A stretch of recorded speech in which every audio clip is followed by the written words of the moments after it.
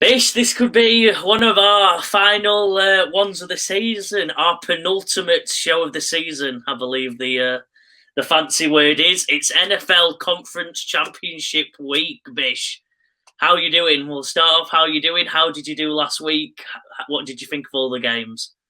Yeah, good. Enjoyed the games last week. I think the only one was probably that Cowboys and 49ers got built up to be possibly a shootout, and it was a slow, turgid sort of defensive on top game. But no, I enjoyed the games. Did well betting wise. I think we went 2 out of 3, so happy with that. That full house just eludes me week after week, but we'll try again this week and see how we get on.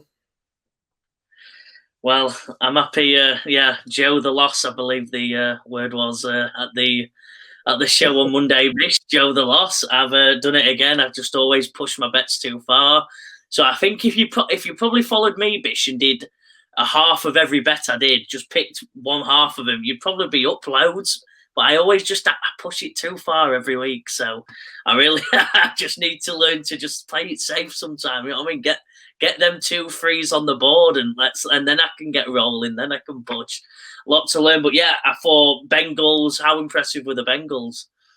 Oh, very impressive, and I think we both fancied them, didn't we, with the point start. But I was very impressed because I was a little bit worried. I must admit, those 3 offensive linemen that they didn't have playing, but they absolutely dominated. That you were messaging me, they flew out the traps, absolutely blew them away, and never looked back really. So yeah, that was a massive win for the Bengals, and I'm sure that they're filling with confidence. Obviously Mahomes in the first game of the weekend last week picked up that ankle injury, so that's an interesting one to watch. Yeah, obviously on the other side of the ball, I think if I'm the Bills, what do you do, Bish? No, I probably took that one on you, but what do you do if you're the Buffalo Bills right now? 3 years in a row out at that point. Stephon Diggs has took a photo, I think, with him in the forefront, with the other team getting the award 3 years in a row. He obviously was arguing with Josh Allen. Where do you think they go from here? They can't just keep. Can they just keep being a really good team to watch and getting far in the playoffs, or do they need to go and win it? I think that they need to go and win it, don't they? It's just how you do that in the AFC. It's so stacked. You've got to take your opportunities while you're there, and just looking at them across the board, we say a lot. It's Josh Allen has to carry him carry him a lot, and they've got Stephen Diggs out there. You look across at the Bengals who they faced, they've got weapons left, right, and centre. But I think the biggest thing for me was the offensive line and the defensive line. Just Bengals just absolutely schemed them out of the game in terms of their pass rush and their defensive line, and the Bills just couldn't get going. And I've seen Brian Bean come out, the Bills GM, and sort of say, he's sort of saying we don't want to be that bad in terms of being bad to get a good draft pick. The way the Bengals have, they managed to get Joe Burrow, then he went down with the ACL, and they got another high draft pick and managed to get Jamar Chase high and Higgins, and so they're one of those teams where they want to win. They want to do it that way. So which means they're not going to get that young talent. But they need to find a way. I think Von Miller obviously hurt them a lot. They put a lot of money into him, and as soon as he went down, that just defensively they didn't really have that pass rush that they probably needed in the big games. Yeah, watched quite a few videos analysing it myself, and a lot of them were just saying the coaches got outplayed as well. I think the coaches got out schemed, didn't they? And yeah, it was just so strange to watch. I think all credit to the Bengals coaching staff. Sean McDermott of the Bills probably maybe his job's on the line. Maybe, I don't know. That's probably a big call, Bish? But what do you think? Yeah. I think that might be a bit harsh. Again, they've been through a lot under the last 2 or 3 weeks, and we sort of said it'll come to a head, and at some point there'll be a bit of an emotional drain, and whether that had an effect, no one will know. But I think just the start for me was the biggest thing. The Bengals absolutely came firing out the blocks away from home and got off to a 14-0 start, and then it just looked an uphill task from Buffalo from that point on. And yeah, there'll be some, some tough questions, and obviously, we all saw on social media with Stefan Diggs and how that spiraled. So, they want to be a team winning things, and so we'll it's going to be a tough off season for them. Eli Applebish, I don't know if you follow him on Twitter, but he's been causing more fights than than Dana White the last couple of months. It's been anyone who doesn't follow Eli Apple on Twitter, go. I think it's just literally Eli Apple. Type him in, it will pop up. He's tweeted about every team, took the piss out of every single. It's been box office. Whether you'll probably end up hating him. Some obviously might love him. But yeah, it's entertainment nonetheless, and yeah, it's been a fun week on NFL Twitter anyway. Yeah, it's been good watching him. I think the best line I saw was it's the Pat Beverly of the NFL. Yeah. I think that's great. He gives us this he gets, so yeah, it's been entertaining. And then obviously, just to close up on that, Philly Eagles dominated. San Francisco beat the Cowboys pretty comfortably in the end. I think it was a tough start on it, but then I think they just had the upper edge, and then the Chiefs were the Chiefs. I think, simple as that. But yeah, it is the conference championship weekend, Bish. We're on two of the best games I think you could write on paper, to be fair. I think it's on one I would describe as a defensive minded game. It will all about big defensive plays, sacks, interceptions, obviously, and then the other one is all about offensive firepower. Who has the most? We'll start off on the defensive game. You might just say, Joe, you're dumb. They're good at everything, which they are. The San Francisco 49ers, Bish, versus the Philadelphia Eagles. The Eagles are -2.5 favourites. The over-under for this game is 46.5. Where you taking us here, Bish? I'm intrigued. I'm liking this game. This is the game of the weekend for me. This is the fascinating one, and it's one I'm looking forward to. And I'm a bit biased because I think since week 12 we started this show, I've been back in the 49ers and I've been talking them up. And I think last week they did a solid job. Not a great performance, 19-12 against the Cowboys, but they did what they had to do. And I think Shanahan sort of in that second half just played a bit conservative, just didn't make mistakes, just run down the clock. Eli Mitchell, and they actually had 32 rushing attempts on the ground, the 49ers. Wow.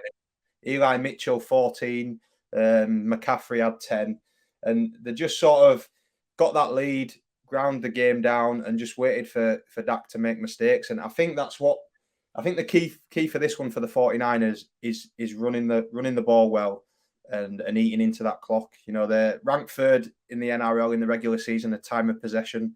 So they do have the ball, and I think that's what they've got to do. They've got to keep the firepower of the Eagles and Hurts off the field. And just looking at the angle here, so 49ers have lost 4 games this season. 3 of them have been to mobile quarterbacks. So they've actually lost to the Chiefs with Mahomes, the Falcons with Mariota, and the Bears with Fields. The other one was Russell Wilson, who wasn't quite mobile at that point of the season.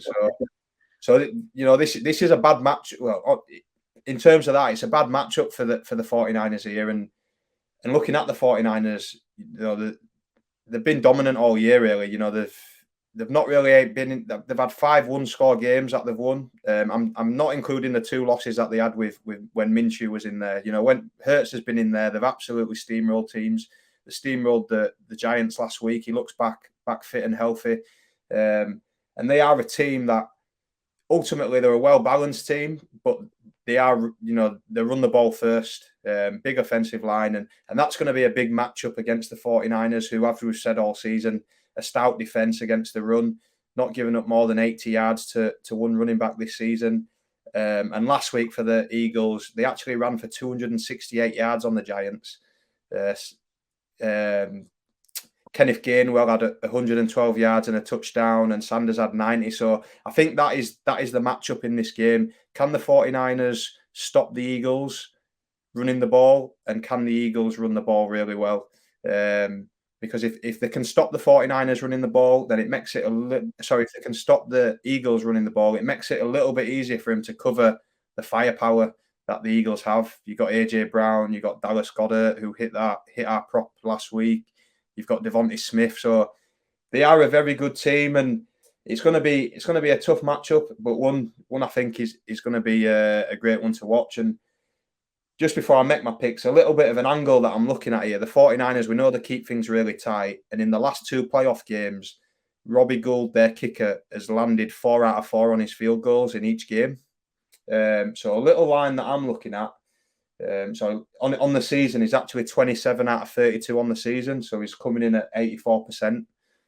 So it's decent. So over 3.5 field goals here for a little one is 5-4. I'm fancying that. And is that in the game or just for the 49ers? That's in the game. That's in the game. So, obviously playoff games, we're expecting it to be a tie, especially this one. We're expecting it to be tight. I do like that.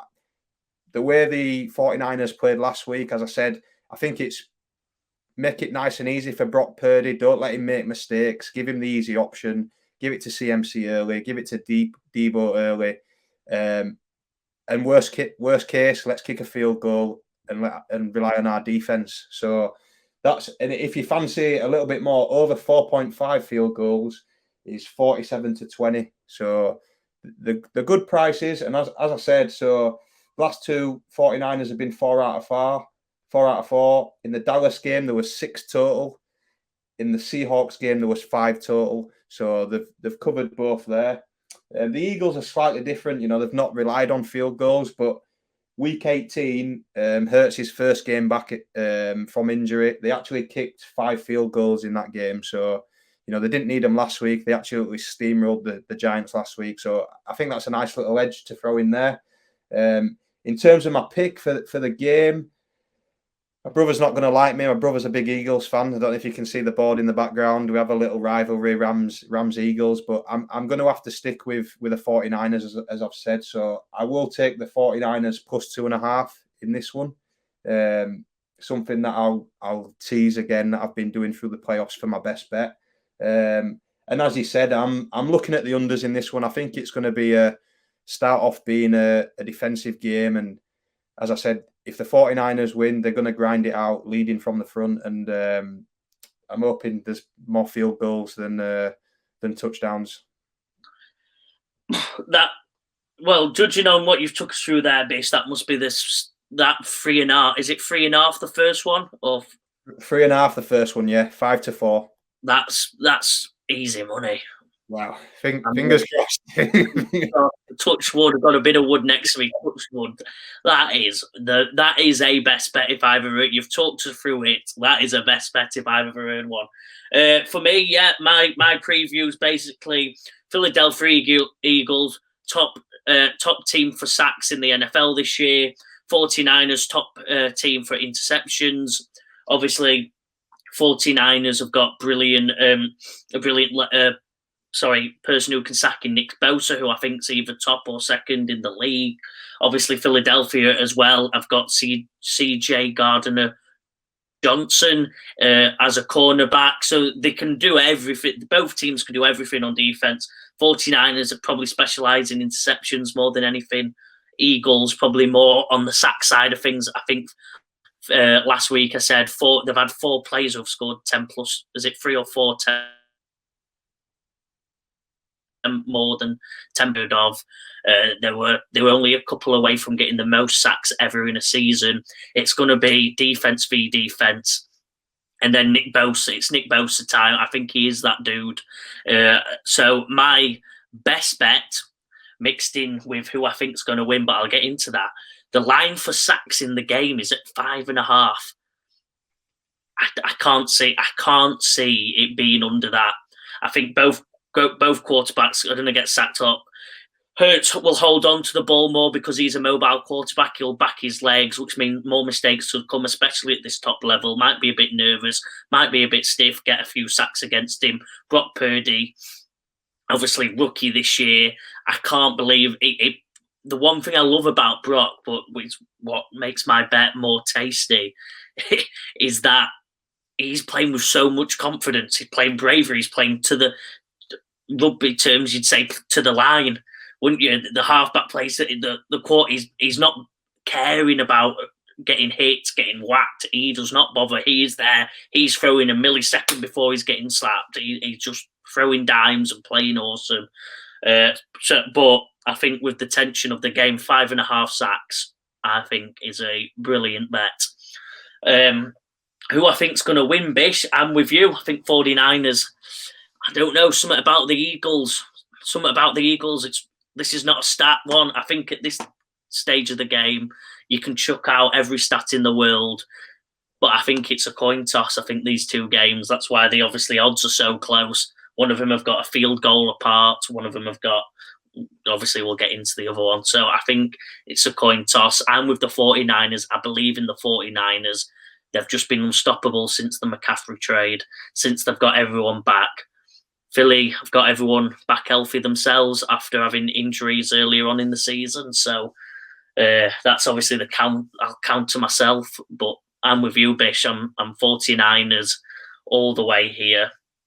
I think to be honest, Bish, give me your opinion. I'm not sure on Hurts at this top level yet. He's the one.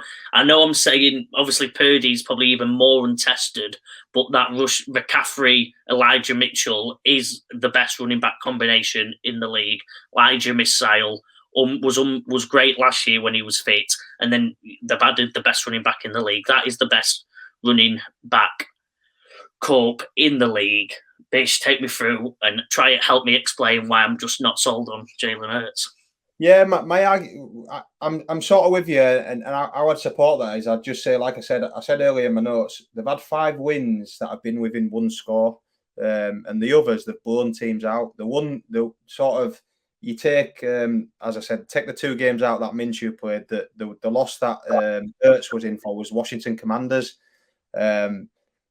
And they were behind at half time, and in the second half, he just didn't have any answers. They just looked like, they just didn't have any answers. They're used to playing from in front, and I think if the 49ers can get in front, Hurts is going to have to come up with something. I think, if they can stop the run, Hurts is going to have to make a play. And as you said, the Eagles have got that pass rush. They've got the secondary.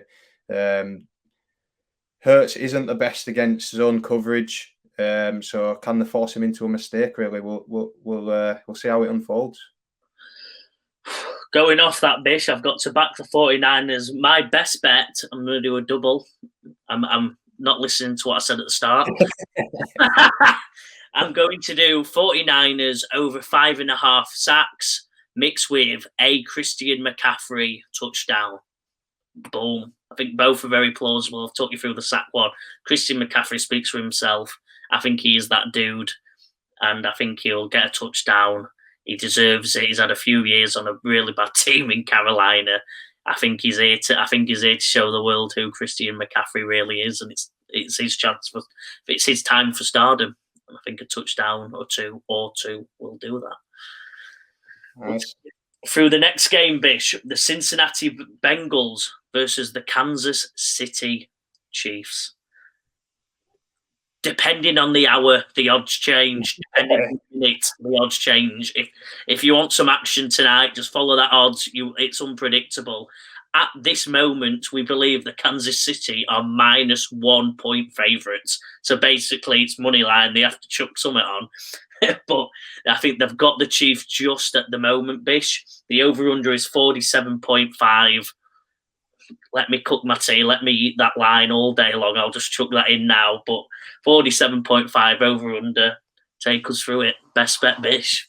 Yeah, and obviously the massive one here is Mahomes. Is he? Well, we know he's not 100% fit, but how fit is he?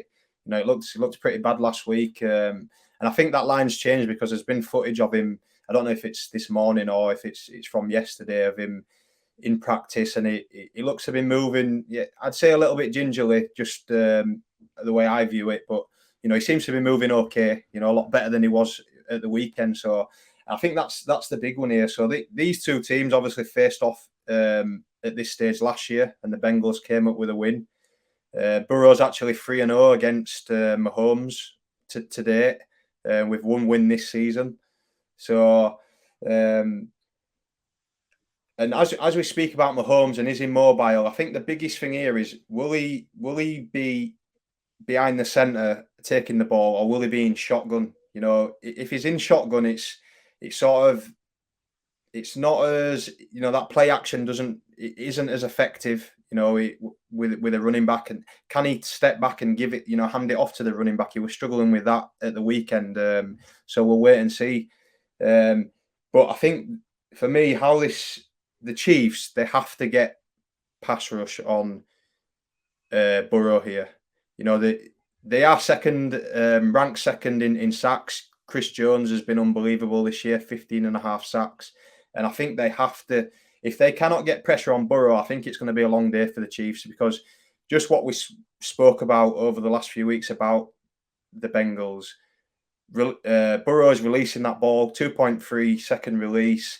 They're actually running the ball very well as well. And as we've said, teams that defend deep and sort of defend cover two and defend zone, they're just picking them off underneath. You know, last week it was Hayden Hurst. If you want to then try and go man on man, good luck trying to defend man on man against Higgins or Chase. So, you know, it's sort of picky poison, I think, with the Bengals here. And Joey B is just so cool. You know, he looks so mature. He looks so good. Yeah, he's just. So I think that's the biggest thing for me. Just one I'm looking at in this game. Mixon last week, he had 20 carries for 105 yards against the Bills. And just going back to the matchup earlier on in the season, Mixon actually missed the game, but it was Samaje Perine. Sorry, I've just lost it on my pad. But anyway, Perine had he had over 100 yards rushing as well. So I think if the Bengals can do that, if they can run the ball, it just opens up everything for the Bengals. And they're very good at running the ball. The ranked second for time of possession as well. So as we said, they usually dink and dunk down the field. And that's sort of where I'm leaning, to be honest. I'm leaning, you know, I was a bit unsure about that offensive line, but they absolutely blew the Bills away, as we spoke about earlier last week. And I think they're going to be good enough here to try and just counter that Chiefs pass rush and allow Burrow that time. I think running the ball will definitely aid that. So I'm looking at, with the line changing, I'm just going to forget the line. I'm just going to go Bengals money line. That's it. Bengals money line. Nice and simple. Again, I'm looking at the overs. I think there's points. If Mahomes is, you know, struggling or not, I still think he's capable of scoring points. He's got the offense to score points. And as I said with Joe Mixon, I'm looking at two Joe Mixon props here. I'm looking at his rushing yards line is over 59.5, which will be my best bet. And also his rushing attempts is over 14.5. And as I said, if they can run the ball, Perine got over 20 carries in the meeting earlier on in the season. Mixon got 20 carries last week, so I think that's a good number to aim for. Bish, again, you bought the stats, and I think a 3 out of 3 week for you here, Bish. Actually, to be honest, I think this is it. We've got to the time, and you're peaking just at the right time. You like the Bengals themselves, Bish. You're just peaking at the right time, and I think I've got the Bengals to win this, Bish. I think famously, Arrowhead has changed its name. As you said, it's changed its name to Burrowhead. You've got to say Joe Burrow does not lose at Arrowhead Stadium. Is this the first time? I don't think so. I think Chris Jones is a monster, but they are going to double team him to death. I think that they'll get it out quick, stop Chris Jones, and they are going to run the ball and they're going to throw the ball. And I don't think Chiefs have got enough to quite stop that Bengals offense. I just don't know how they stop it. Oh wait, you're getting to the quarterback a lot. Let's dink and dime it to Perine and Mixon. Let's just let the Mixon and Perine run all over, especially Mixon. Obviously, how good has he been this year? And then they drop back, they start attacking. You've got just every single player is a top player in their position. Hayden Hurst, Higgins, Chase. You can just go on and on. The only thing they don't have that is that offensive line. But I think they know how to play around it. Obviously, by beating the Bills, who had a pretty good defense by all accounts. Even though they Von Miller couldn't quite, obviously being injured, couldn't quite get the sacks and be there for them. But in general, Bills still rank very highly in most of the defensive stats and metrics. So I think they've just got their offense figured out. I can't see. I just think the Chiefs are going to struggle because Pacheco's good, but I think he's that good because Mahomes is that good, and the defense on the other side have to concentrate on whatever Mahomes is doing, i.e. throwing the ball to whoever he wants to. I think that makes Pacheco better. Other than that, you've got obviously the best tight end in the league, arguably, other than George Kittle, Travis Kelce. Obviously the best receiving tight end in the league by a country mile, Travis Kelce. Otherwise than that, the wide receivers don't impress me enough. I think you can get away with it in a season when teams are trying to figure stuff out, when they're not all zoned in, when you've not had a week to practice every single little thing, how to defend. Played again this season. Joe Burrow won. I can't see Bengals losing. My best bet in this one, actually, I've got the overs at 47.5. I don't think either defense is good enough to stop the offense. I think this is going to be the funniest game maybe I watch this year for sure. Maybe one of them in my lifetime. That's a big statement, isn't it? That is a big statement. But this could be one of the most fun games I think I'll ever watch. It's just two mega powered offenses. I've got one for you though. I think if Mahomes is injured, he's throwing it to one man and he's playing it safe, and his name's Travis Kelce. Two or more touchdowns, Travis Kelce. 5-1. 5-1. 2 or more touchdowns. I've got Travis Kelce there. I think at this stage, Mahomes is going to play it safer. They're going to go to what's open, and it will be Travis Kelce. He's just that good. And then I'm going to double that with the overs. I'm that confident in the overs. I'm just that confident in the overs that I'd chuck that into any bet, just as let me just have a bit better odds for the whatever I do. I might chuck that in a UFC bet I've got this weekend, just to improve the odds. I'm that confident I'll chuck it in multiple things. If it doesn't come off, I'll probably lose every bet I do for the next week. But yeah, that's how confident I am. But yeah, I think Travis Kelce, 2 or more touchdowns, or Joe Mixon, 2 or more touchdowns. I've got both of them, to be honest, but I'm gonna play it safer and go Travis Kelce.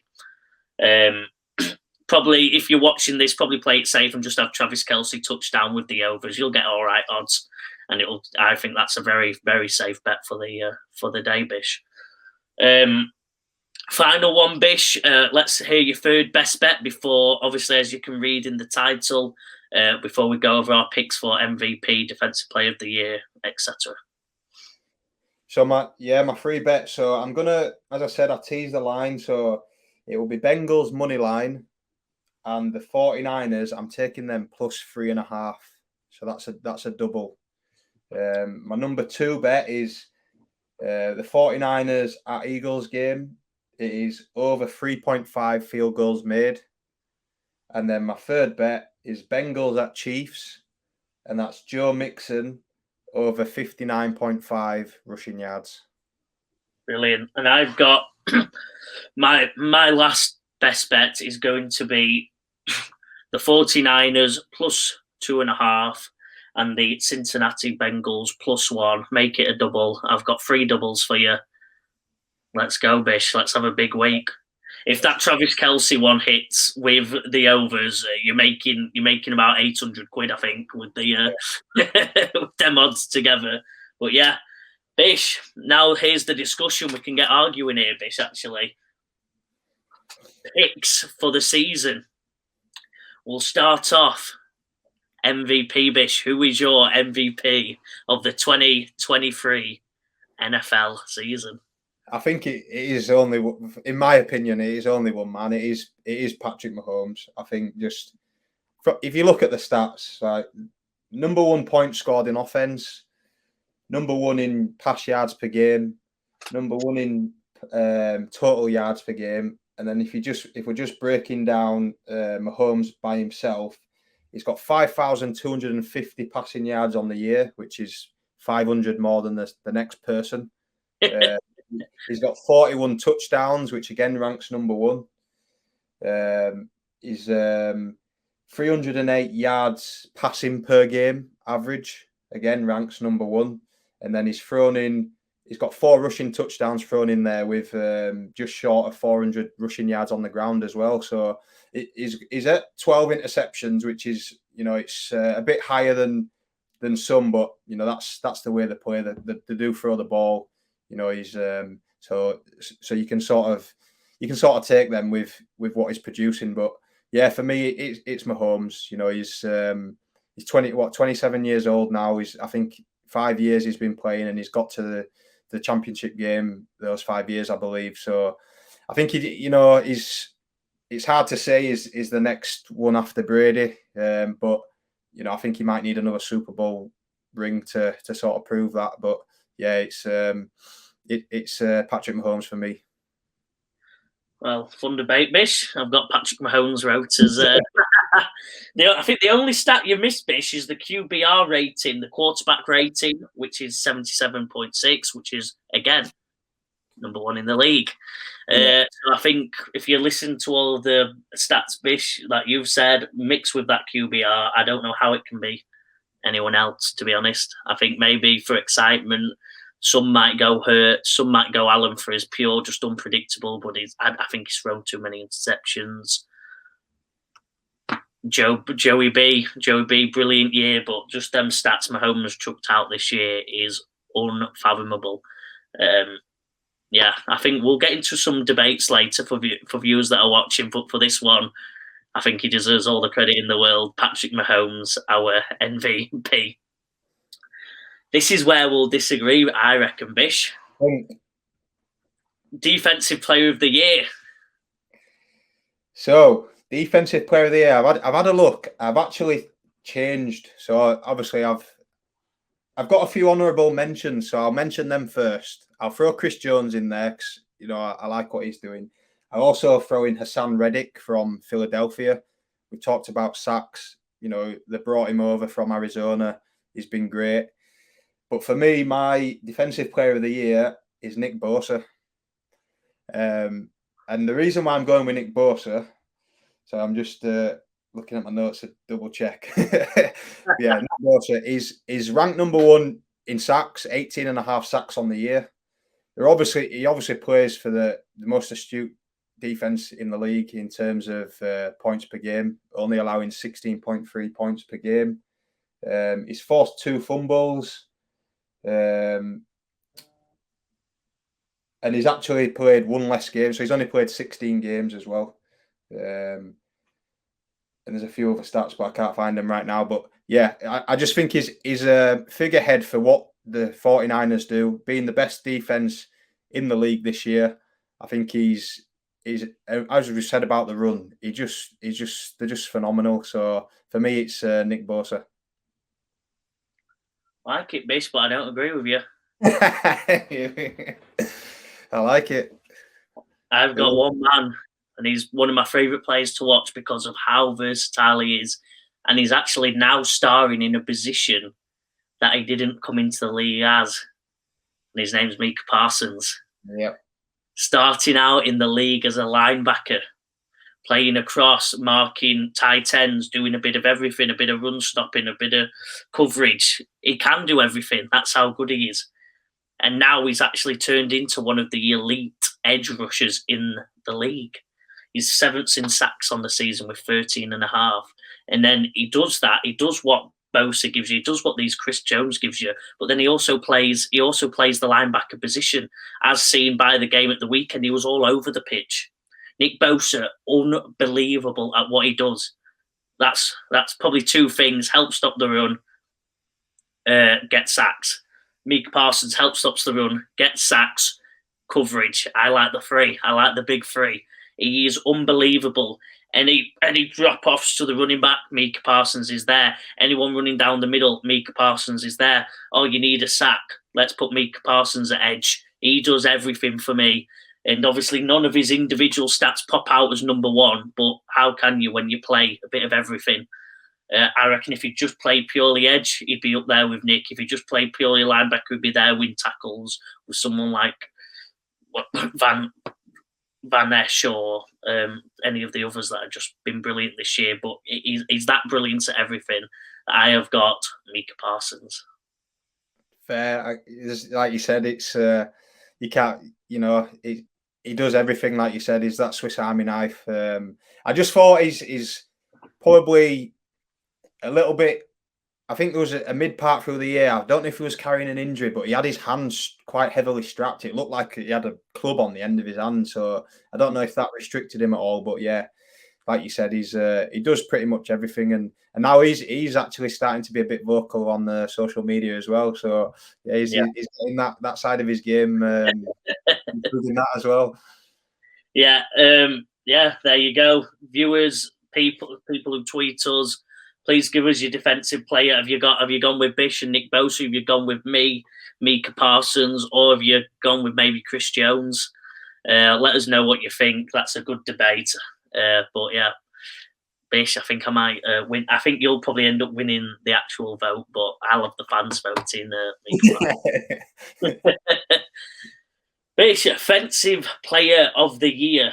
Again, this might be a boring debate, this one. But who have you got? We'll see.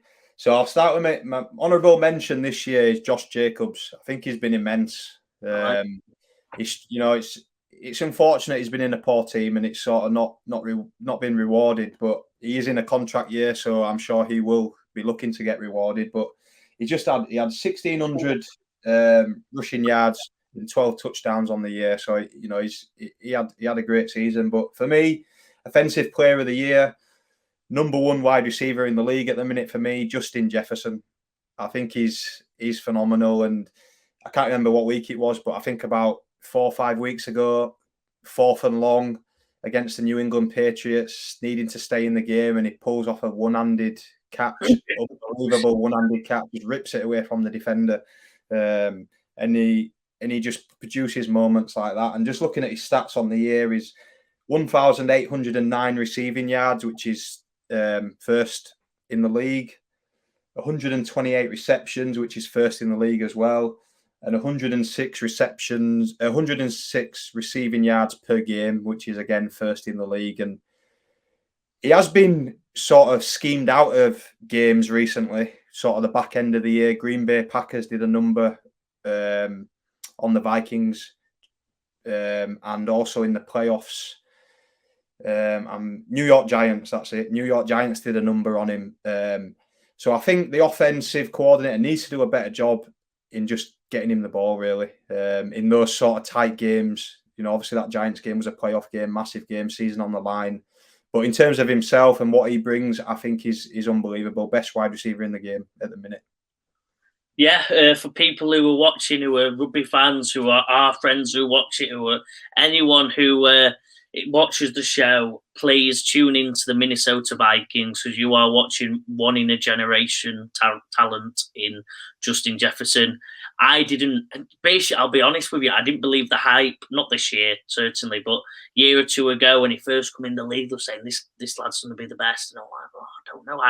I love Diggs, I love Devontae. Obviously, being a Packer fan, I had Devontae Adams. Maybe with me supporting the Packers doesn't allow me to love their arch rivals' best player. Yeah. So that probably bit into it, a bit of biasness. But yeah, I didn't believe it. How wrong have I been? He is the man. He is the best wide receiver in the league. And for people who are new to the sport, who didn't get to watch people like Randy Moss, this is Randy Moss incarnated. He's unbelievable. Does similar things. Does these one-arm plays. Does find spaces in defenses that no other wide receiver seems to be able to do. He's brilliant. Like Bish said, first in yards, first in receptions, 11th in touchdowns. But They don't need him to do the touchdowns. He does everything else. I'll be honest with you, Bish, actually, make it a bit exciting. He was before I wrote MVP, I wrote Justin Jefferson. I closed it off because I did more research. You know what I mean? You probably got to go, traditionally they go quarterback, and Mahomes has had that good of a season that I think he just pips it because of how pivotal the quarterback position is. Other than that, if it wasn't Mahomes, any of the quarterbacks, I've got Justin Jefferson second on my MVP list, Bish. I think he has been that good. He's been phenomenal this year. There's no primetime Cousins. There's no anything. There's no Minnesota making the playoffs, to be honest, because that defense was that bad without Justin Jefferson. All these one possession, games that Minnesota won. I think Justin Jefferson, if you watch, had his hands on pretty much all of them. You said one yourself in the New England Patriots game. Every single one. I watched one with my granddad, actually, who's watched about 2 NFL games in the last 8 years. And he went, who's that guy who just keeps making that play? This is like the 4th week in. I've got him watching with me, and it was Justin Jefferson. Even my granddad, who, again, watched 2 games, noticed how good and how special this player is. So, yeah, there you go. That's a big plug for JJ. JJ Getters, I think, his Twitter handle, if you want to give him a follow. Bish, I think you'll have a stronger opinion than me on this, but rookie of the season. Offensive rookie of the season. I apologise. So, offensive rookie of the season, I'm actually going by sort of consensus here. I've thrown a little curveball here, and my honourable mention here is obviously Kenneth Walker. Has had a great season for the Seahawks on the ground, and also a wide receiver we've spoke about Garrett Wilson, who's had a great year as well. But my actual offensive rookie of the year is Chris Olave. Reason being, he's been through a number of quarterbacks. He cemented himself as that wide receiver one. He's reliable, and he's actually played 2 less games than Garrett Wilson. Garrett Wilson leads the league in receiving yards, but he's played 2 less games. 2 less games. He's at 1,042 receiving yards, 72 receptions. He's only had 119 targets, which is 28 less than Garrett Wilson. And Garrett Wilson has only put up 60 more receiving yards. So, 20. That's quite a lot. That almost a yard a target. And if you think you're averaging probably 10 yards a target, really. So that's huge. He probably needs to up his touchdown rate. He's only had 4 touchdowns on the year, but I think that'll come. I'm not sure what the quarterback situation is there next year, even coaching situation there. So hopefully you can find a steady quarterback and a good offensive coordinator. And I think he's a stud in the league for years to come. Bish, you've surprised me there. I've played it. I don't really have a strong opinion on this, to be honest with you, Bish. I've just gone Kenneth Walker. I think it's consensus. I'm playing it safe. Obviously, plus 1,000 yards. Rushing season for a rookie, always good. Touchdowns, 9. Averaging 4.6 a carry. I think he's just been very good all year long, and I think it's that consistency that I like when he has played. Like you said, Olave's been good. Garrett Wilson's been good. I'd have if I could have all 3, I'd have all 3. I'm not fussed either way.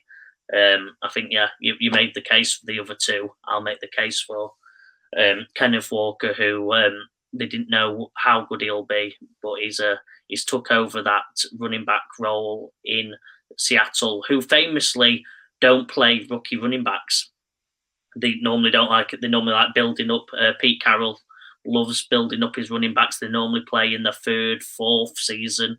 That's just a Pete Carroll thing, not a league thing. Most rookies do play, but Pete Carroll normally likes to give his running backs a year to just know where the gaps are, learn the league a bit more.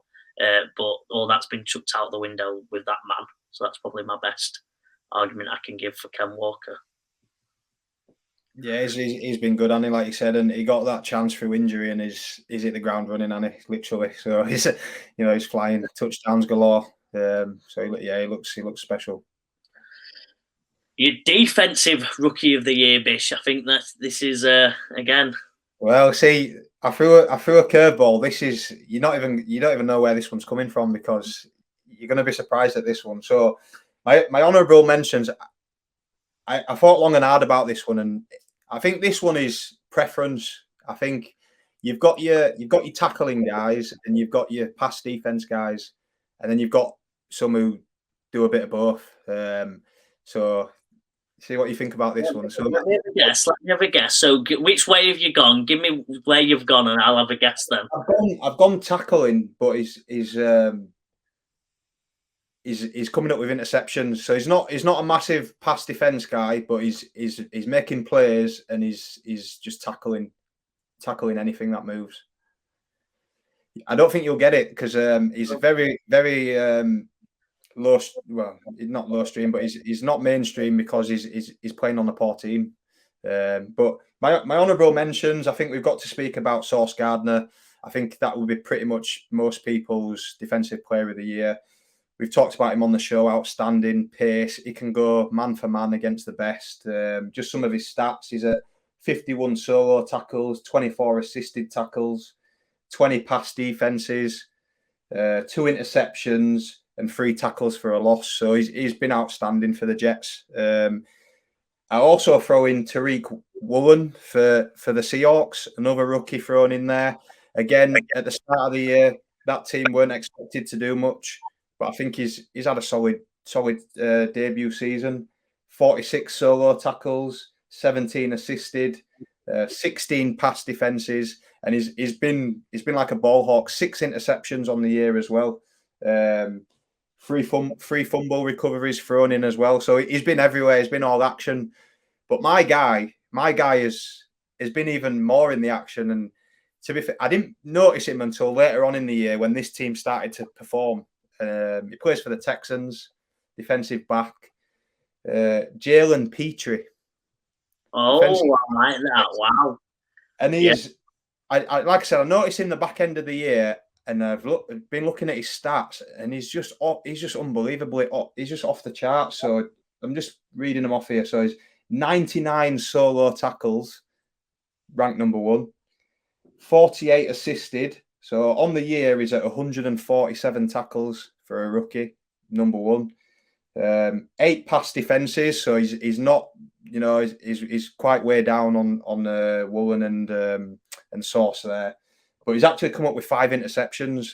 So again, he's reading things. He's coming up with the ball. He's making plays on the ball. He's actually had 5 tackles for a loss as well. So he's getting in the backfield.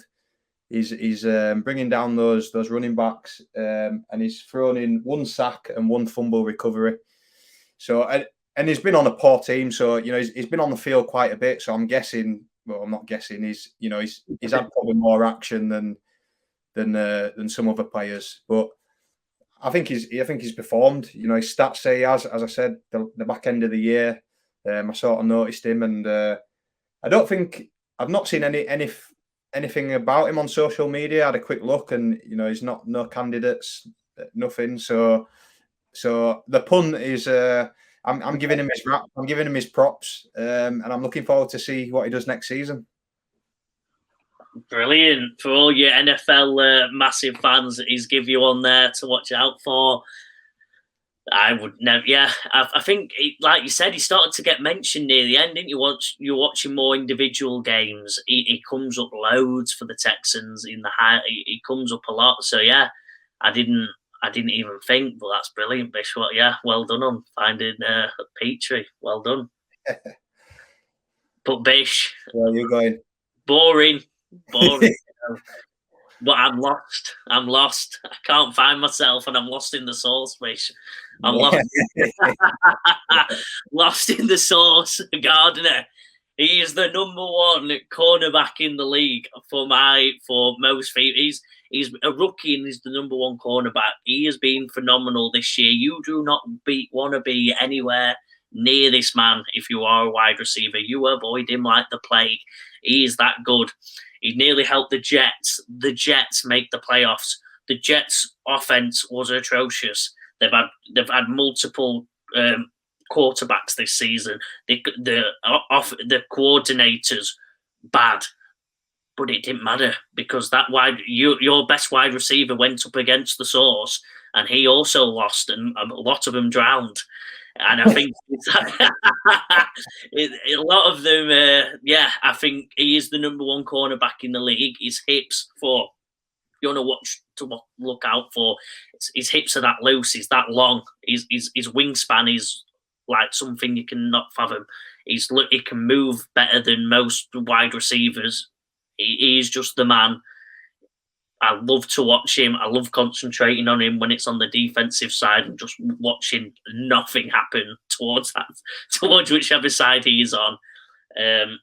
I've got Sauce Gardner all day long, Bish. But for the most surprise pick and the most well-researched pick, Bish, I think you win. I think you win these picks.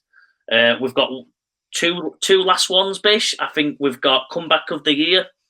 Yeah, so I didn't actually look at this one. Who am I going to give this to? I would throw McCaffrey in there, but I think I can't because of the first 7 weeks. You know, if it were just based on 49ers, he would outstanding, obviously, and he would win it hands down. That leaves me to. I'm going to go with Saquon Barkley here. Just something we picked up on the show is that since his rookie year, he struggled injury-wise, and he's just never been.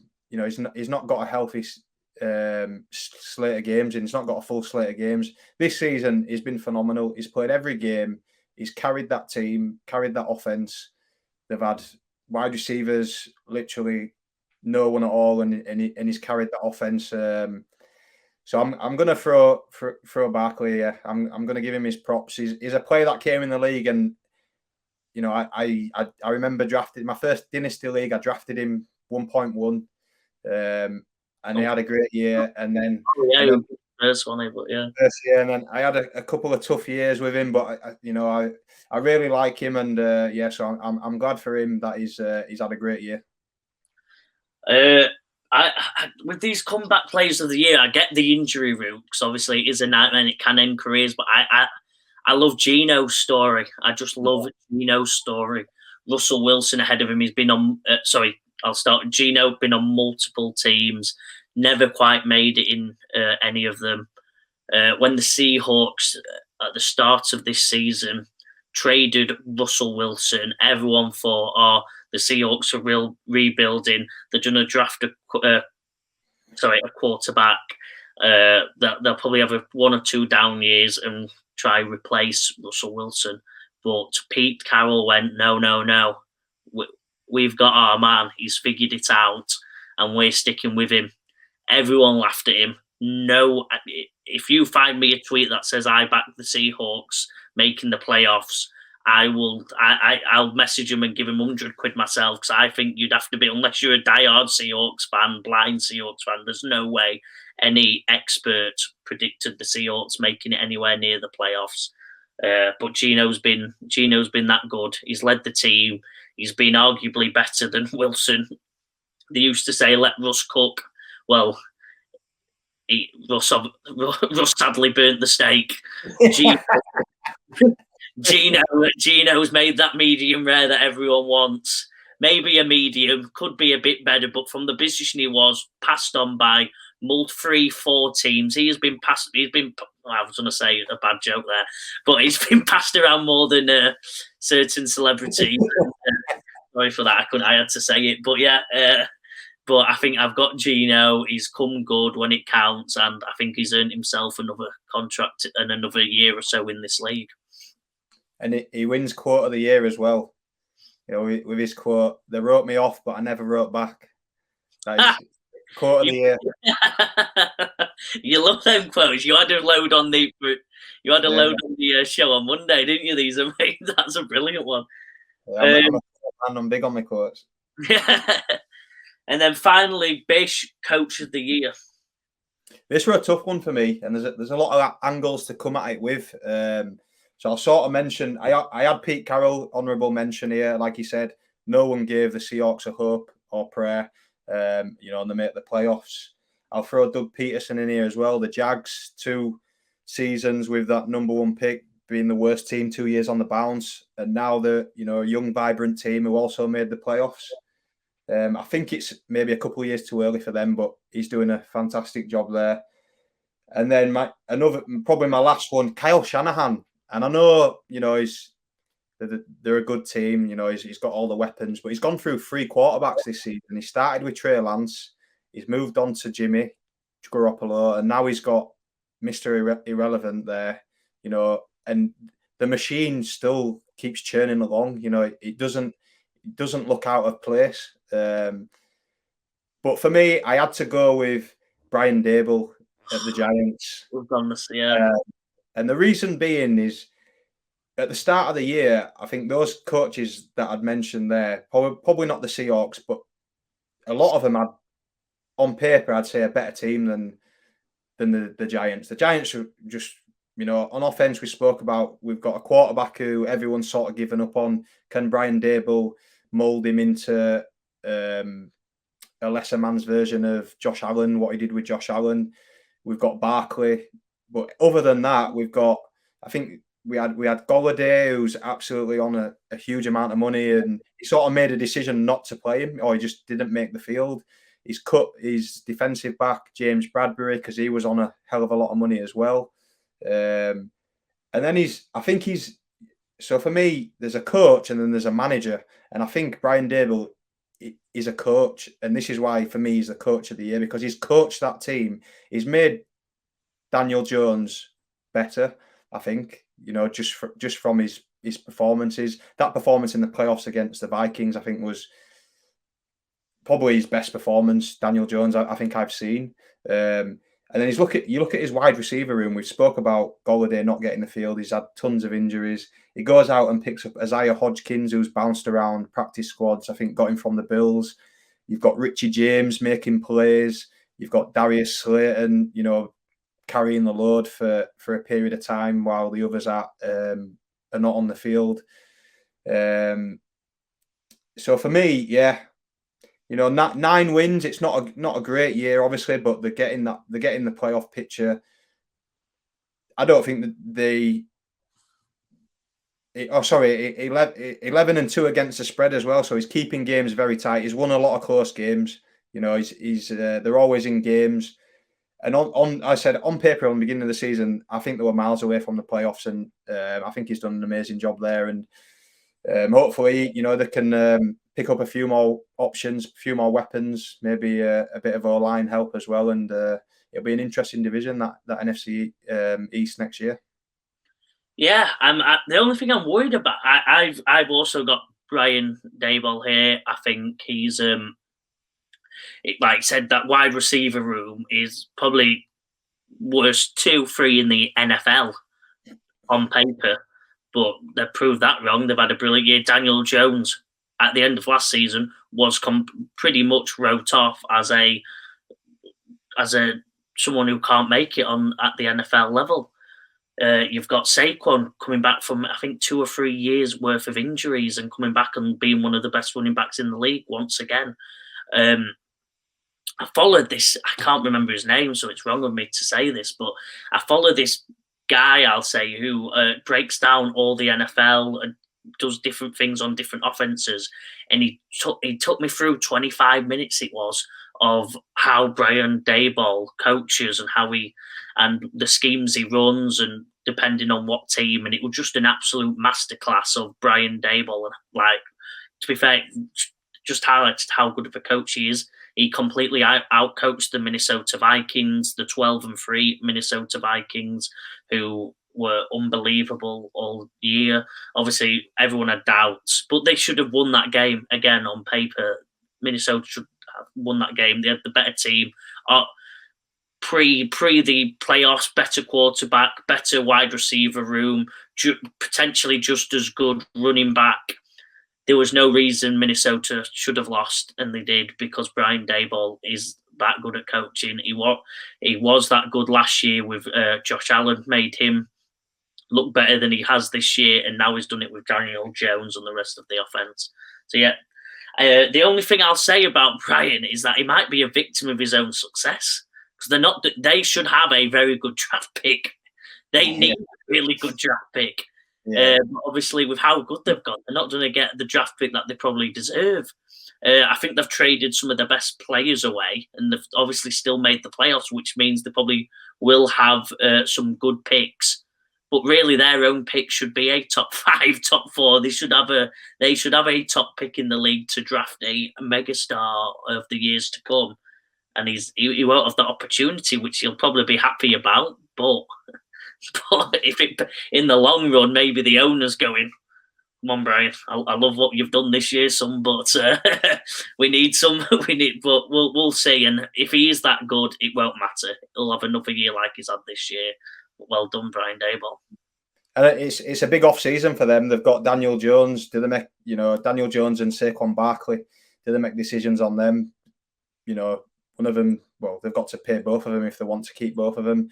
Is Daniel Jones good enough to give him big money? I'm not sure, but if they don't give him big money, who's out there, who's better really, who's a significant upgrade. So that's a tough one. I'm guessing someone will get paid and someone will get franchise tagged, but yeah, it'll be an interesting off season. Yeah, I think we'll get that in. We'll dive into another show on that, won't we? We'll have a full off season, go through all the free agents, and probably have a good discussion about that one. But for now, I think to be fair, we were going to go over the picks and that, but we're an hour in. We've had a brilliant debate there. I think we're good. We'll get the tweets out, Bish. We'll go over the best bets on the tweets. But I think for now, Bish, we've had a brilliant hour. We've discussed a lot. I think, yeah, look forward to this weekend, and hopefully it was another brilliant week of NFL. That's it. Championship Sunday. That's it. You win and you're in the Super Bowl, the biggest stage. So looking forward to it. As we said, 2 great games. One looks like a defensive matchup, and one hopefully is a bit of a points fest. So looking forward to it. As you said, let's win some money. Yeah, I think we'll get the debates on Twitter. We'll give out all our picks for MVP, Defensive Player of the Year, all the ones we've just been through. I think it'd be good if we both tweet them out and get the discussion going. We'll chuck, obviously, as we always do, the tweets on Instagram, Twitter, and no, I think it's just Instagram and Twitter. Sorry, yeah, Instagram, Twitter, sometimes Facebook, and we'll have another brilliant week. I've gone big, as always. Bish, I think you've nailed your bets. You've done more research than I think any other person I've watched going into this weekend. So well done to you. And again, like, share, subscribe. Let's keep going. Let's keep listening to Bish and earning some money. And let's have another brilliant NFL weekend. Bish, final words. No, let's be good. Like I said, like, subscribe, and hopefully let's watch those bets come in.